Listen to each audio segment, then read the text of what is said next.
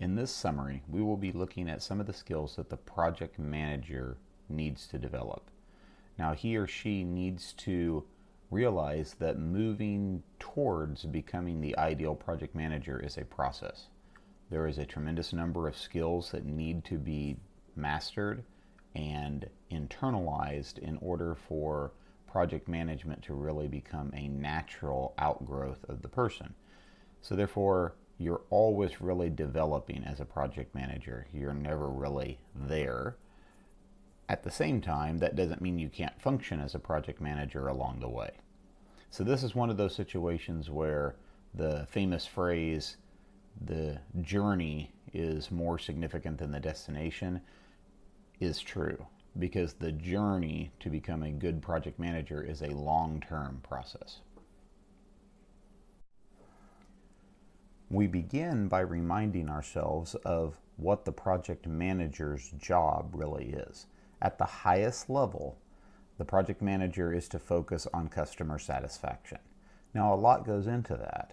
That means completing the work to a certain quality, completing the work on budget, on time. But really, the big ticket item is that the customer, or customers, as the case may be, are satisfied. So, to this end, the project manager, the project lead, needs to organize everything with that in mind.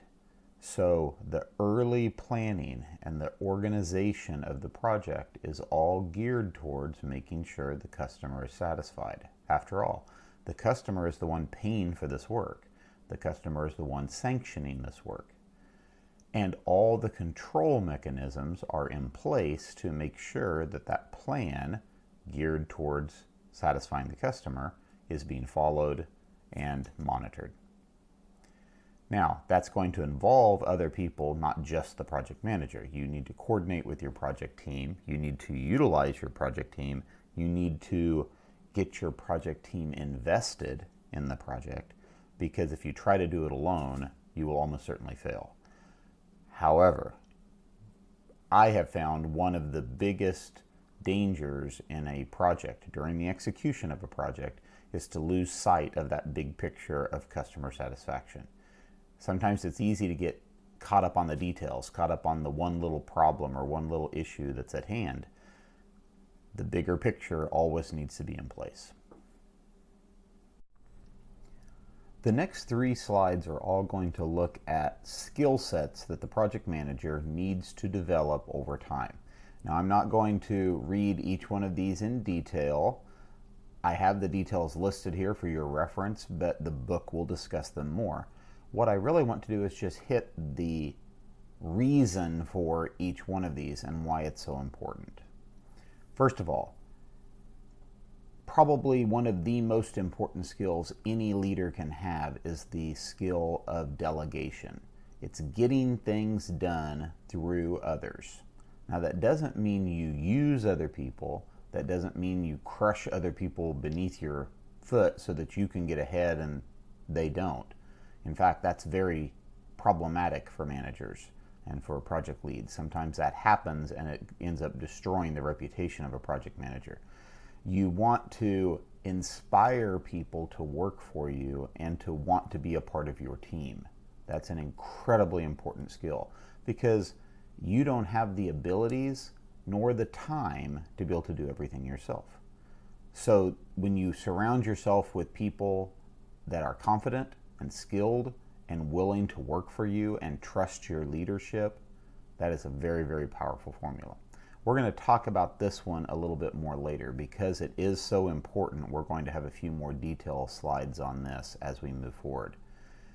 But keep in mind this ability to get work done through a larger team. That's integral to the idea of a project manager. Also, tied closely with this is number 2, the ability to develop people. Since your greatest strength is the power of your team, you want to be developing your team to become better and better. That means you need to be willing to invest in your team. And that means that you're going to utilize your resources to help your team be better. when you have that capability. That means you have to resist the urge of always investing in yourself. Sometimes we have the tendency of professional development funds and opportunities are so rare in some organizations that we want to capitalize upon them ourselves and try to grow ourselves every time. That can't happen if you're going to have a motivated team that believes and trusts in you. You have to invest in them as well. And you should want to invest in them as well because their strength is your strength. So therefore, look for opportunities for your team to get training, to get new skills, to develop themselves, because ultimately that makes you better as a project leader.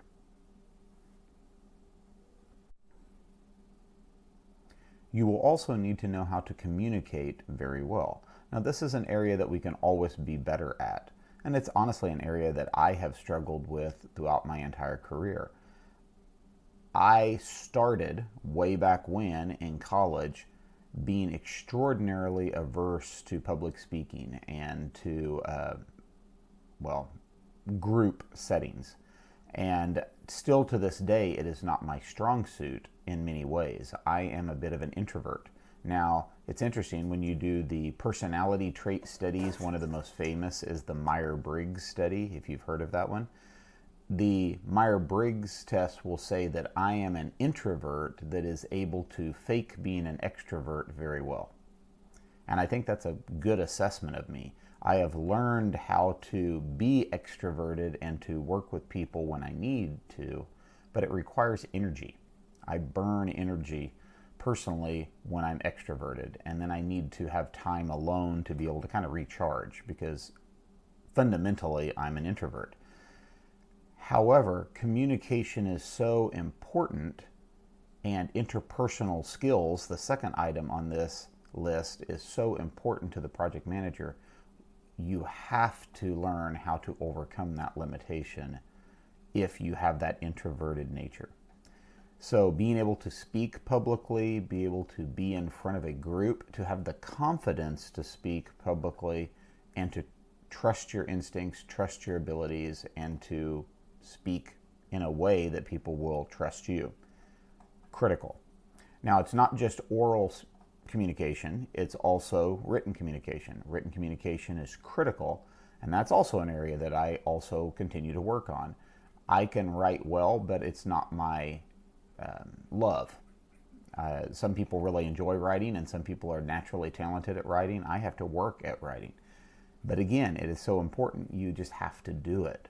So if you know, like in my case, that these are areas you need to work on, seek out opportunities. I've actually taken seminars in technical writing. I've taken seminars in public speaking. Look for opportunities where you can practice it. I happen to use public speaking practice. One way I get that is I teach Bible classes a lot at my church. I even preach at smaller congregations around the area because it gives me an opportunity to be able to speak publicly and do something I believe in at the same time. So look for those opportunities because you'll only grow through practice. Now, the interpersonal skill side of this means that you need to actually care about people, learn to listen, learn to understand people's interests, and actually invest some time in getting to know them. It's all about maintaining relationships, and relationships really are key. You've probably heard the business cliche statement, it's not what you know, it's who you know. Unfortunately, in many situations, that's nearly true. Your knowledge does matter, okay? What you know does matter, but you need to have the right connections and the right relationships in order to really be able to effectively proceed as a project manager in many cases. So understand how important these two items are. They have nothing to do with this project management class, so to speak. I mean, we haven't spent a chapter on talking about how to speak orally or spend a chapter on how to develop interpersonal relationships, but they're very important because without them, you will lack the skills necessary to really meet your full potential. And I should say that right down here at the very bottom of the interpersonal skill one, there's a few things I want to point out. Part of having these relationships is to be able to influence people, not manipulate, not use again, but to influence people, but to also deal with disagreement. There will be disagreement within your teams. There will be disagreement between multiple project teams when you're working on larger projects, and there's sub teams. The teams will not always get along. The stronger your interpersonal skills and your skill set in this area, the better you will be able to navigate these inevitable disagreements, because they're going to happen. So again, focus on opportunities to grow in these areas, and the book will provide a few more details as you read. The last few items before we move on to talking about delegation. Project management comes with stress. It's nearly unavoidable. I have never had a project that I've led in industry, or really even in my personal life, that didn't have at least a degree of stress. Some have had extreme levels of stress. How you deal with stress is critical, because your team is watching. Your team members are always really looking at you to set the tone of the project. So one of the biggest things you have to avoid is panicking. Things are going to go wrong. They are going to go wrong. You cannot assume that the project will proceed as you had planned. I mean, that's the goal, but it won't happen. So when things go wrong, don't panic. Don't throw up your hands in frustration. Don't, lose your control. You need to step back, deal with it, cope with the fact that change is inevitable, and then work the process. We have risk management techniques for a reason. We have periodic control loops and data collection in the project for a reason. It's to be able to make adjustments and to steer and correct the project. So when the bad happens, use the process, don't panic. Now, this can all be assisted if you have a personality that can deal with it a little bit better. You'll notice here that it says have a good sense of humor. I'm not sure if that's the phrasing I would have used. That makes it sound like you kind of laugh off what is going on. I'm not sure that's really the intent.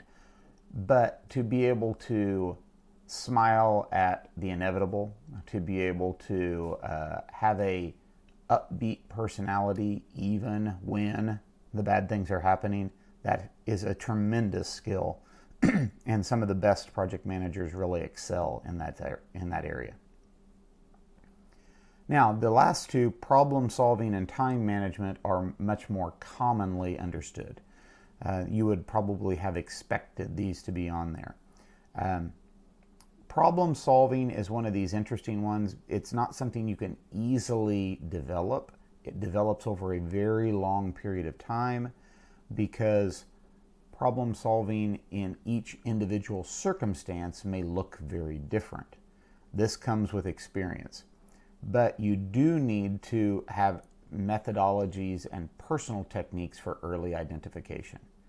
And I have found myself, I just caught myself a week or two ago thinking about this very thing, because you have to force yourself to have early identification techniques present, or otherwise things will sneak up on you. And I know this is important. I've taught this several times, and still a few weeks ago I let something slip until last minute before I realized what was happening. So you have to be diligent, or otherwise things can slip through the cracks again. The earlier you identify, the more you can do. I've used the example, I think, in a couple of earlier discussions, that think of a project like steering a large ship, like an ocean cruiser. You cannot turn an ocean cruiser quickly. You cannot spin around on a point. Turning an ocean cruiser may take actually miles to turn around into a full circle because of the size of the vessel. You cannot make quick adjustments. Every adjustment is small. Projects are the very same way. So therefore, the earlier you know the problem, the earlier you can start making the adjustments and direct the course. The second bullet point here is also important. You need to encourage your team members to be doing this also, and in many cases that they have the authority to actually take action and solve the problems before they get bad. We're going to look at that on the next slide as we begin talking about delegation. The last one, time management. This is a skill that you can develop through course work, through professional development activities. Find a technique that works for you. I am not honestly an expert in time management skills. I have tried lots of different techniques, and it seems like I jump around a little bit as to what I think works best for me. You will need to find what works best for you. But the point is, have a system, because time is valuable. That's the one resource you cannot make more of. It's the one resource that you want to protect very diligently. And when I say protect it, I mean not just on the job, but outside of the job, because the time with your family, the time with your friends, your personal time, those are very important too. So learning to manage and prioritize activities is critical. And this can be greatly helped by delegating, not trying to do it all yourself. So let's move on to the topic of delegation. So we're going to begin with a discussion of the do's and don'ts of delegation. This kind of is the big picture. Then we will move on to a few more lower level details and extents of delegation or modes of delegation. Now, most of this will be better understood if you keep in mind what delegation really is. Remember that delegation is getting things done through other people, but not in an abusive or controlling way, in a way that's beneficial to all parties involved. So if you look at the do list, these 4 items here all really are things about empowering the team member and selecting the correct team member for the job. The ideal situation is when you give your team members the authority to do the work that they're in charge of, so they have the authority and the accountability to do that work. If you try to micromanage and if you try to control everything about how they do it, what they do, when they do it, who's involved, the techniques used, it will become overwhelming. That is not your job. Your job as the project manager is to focus on the overall project and customer satisfaction, not the details of a small work packet. The small work packet details should be focused on by your team member, your team lead in that area. But you need to give them the responsibility, the resources, and the authority to do what needs to be done. Now, a part of this, however, is making sure that they have a clear understanding of the big picture of the project. Naturally, if you're giving them some autonomy, they have the authority and the accountability to go on their own. They have to be working towards the end that you want, towards the big picture that's going to be best for the project as a whole.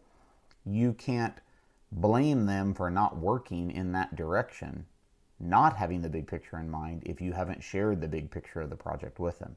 So your work packet or activity team leads need to be involved in planning of the overall project too, so that they see that big picture and they understand how things kind of connect together. Then they will be able to effectively do the work in their subpart.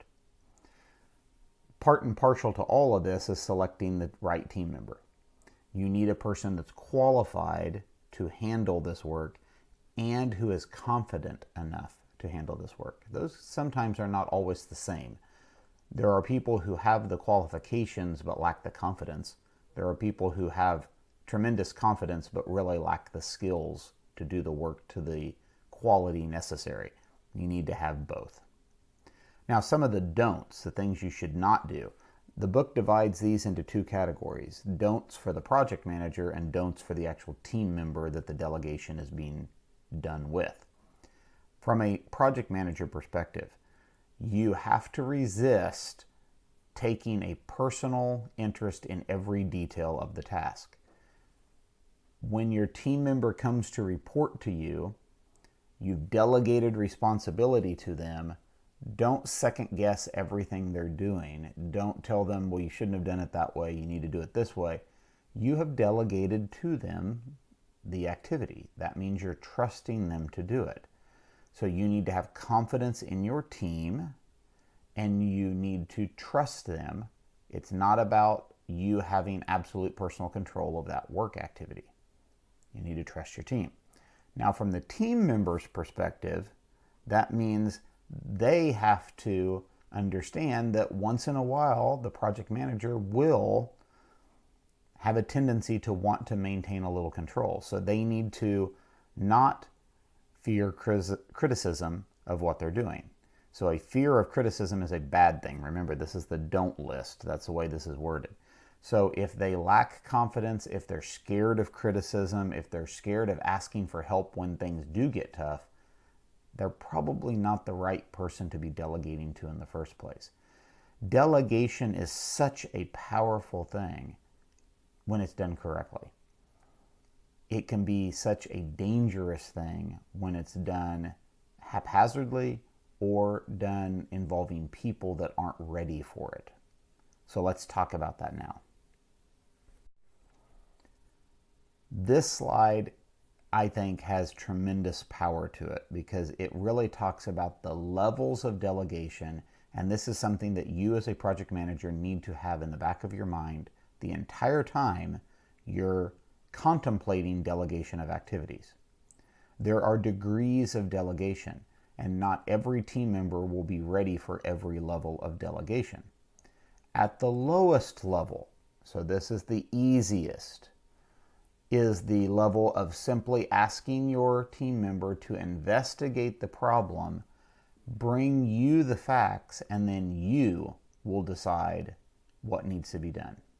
So you're still getting work done through that individual because you're asking them to investigate the problem and to bring you that information.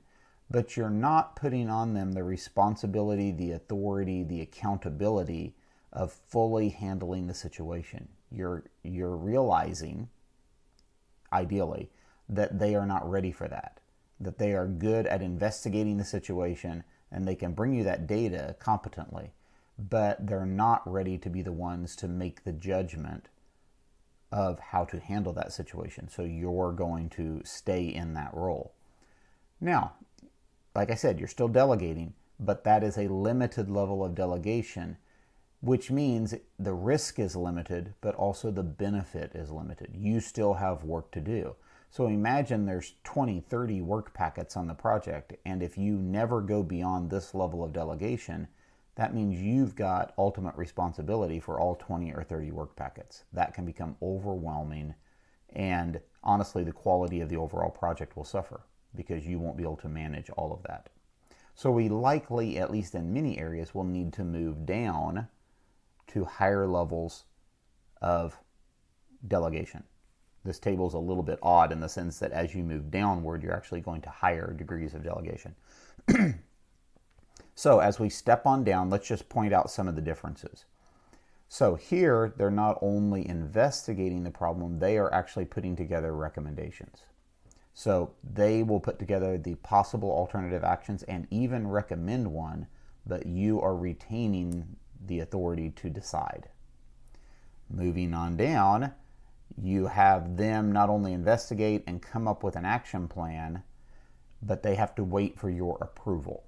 So you're not going to look at all of the different possible alternatives or action plans.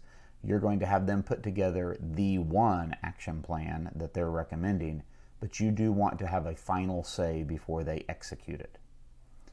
Moving on down to the fourth level, not only investigate it, let me know what action will be taken and do it unless I say no. So in other words, this is a little bit subtle difference between 3 and 4. Subtle difference. In 3, they're going to tell you what they're planning on doing, but then they're going to do nothing until they get an absolute yes approval. In 4, they're going to say, we are beginning this process.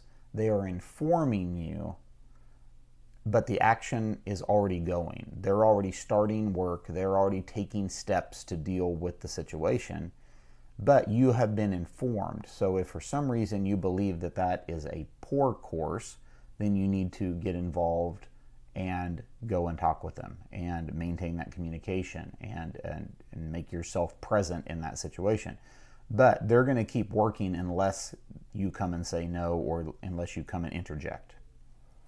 Moving all the way down to the 5th level, we're starting to get to much higher levels of delegation. At this level, you trust the person to not only investigate the problem and take action, and then you want them to report back what happened. But they don't need to ask your approval before they do it. They're going to just do it, but you want to report as to how things went. The final one is, not only do you give them the authority to investigate and take action, they have the authority to decide, do they need to involve you at all?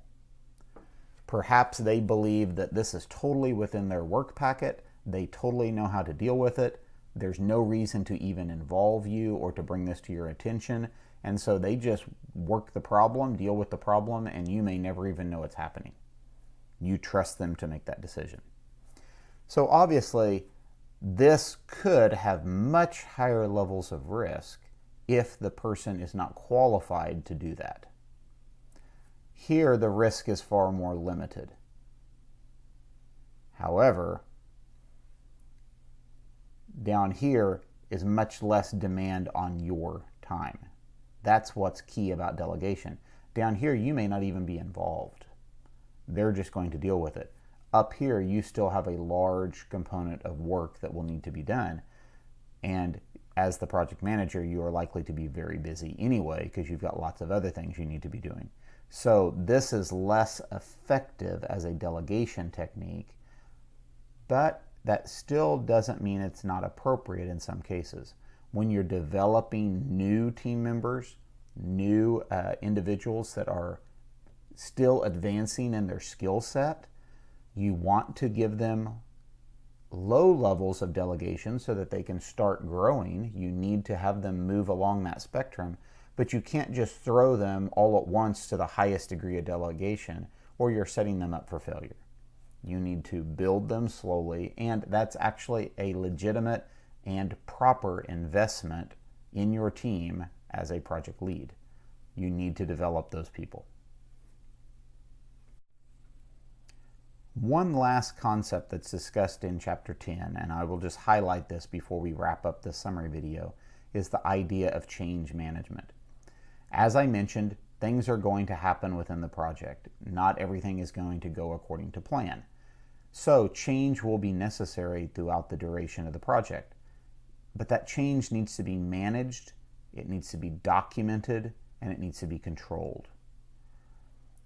In my experience, this is critical, especially in big projects. I remember when I worked in industry on very large teams, we would actually have individuals on the project known as Management of Change Officers, MOC officers. And all they would do, their entire job, was to track, document, and manage change within this huge project that sometimes would involve hundreds of engineers, designers, and manufacturers. Big project. Change, undocumented, uncontrolled, becomes a disaster because you have different portions of this large project working to different standards. If that change doesn't propagate through the entire project so that everyone understands what has changed, you have different people having different data sets, different people working to different realities in their own mind, and ultimately those pieces aren't going to all come together into one project that satisfies the customer. So you have to learn how to manage this. That begins at the earliest stage of the project by putting in place procedures for managing it. During that periodic control loop, you're collecting data on a distinct periodic nature in order to control budget, control schedule, but also to document and control change that's happening. So have a procedure in place. And don't give in to change that is within your control too fast. Change has consequences. It can be expensive. Even small amounts of change ripple through a project and can mean loss of productivity because people are working towards one goal, working towards one standard, working towards one idea, and then all of a sudden change happens and everybody has to kind of recalibrate and rethink about what the project is now doing, what has been altered. That hurts productivity and slows things, generally resulting in scheduling issues, generally resulting in budget issues. So when the customer perhaps comes to you and asks for change, asks for additions, asks for change in scope, don't just quickly agree. Yes, your job is to keep the customer happy and to try to encourage customer satisfaction. However, you also have to think about project success and the consequences to your organization. So estimate the impact of the change. Don't just agree quickly. Estimate the impact, work the numbers, think through the process, and then openly communicate with the customer about those implications. Yes, you may be able to accommodate the change. That's great if you can, but there will likely be scheduling and budgetary issues associated with that. And there will be documentation issues and communication issues to propagate that change throughout the team so that it is implemented in a productive, fluid way. That will bring us to the end of our summary for Chapter 10. Be sure you read the textbook. This is actually a very meaningful chapter because it gives you a lot of insights into how you can personally grow your skill set as a project manager.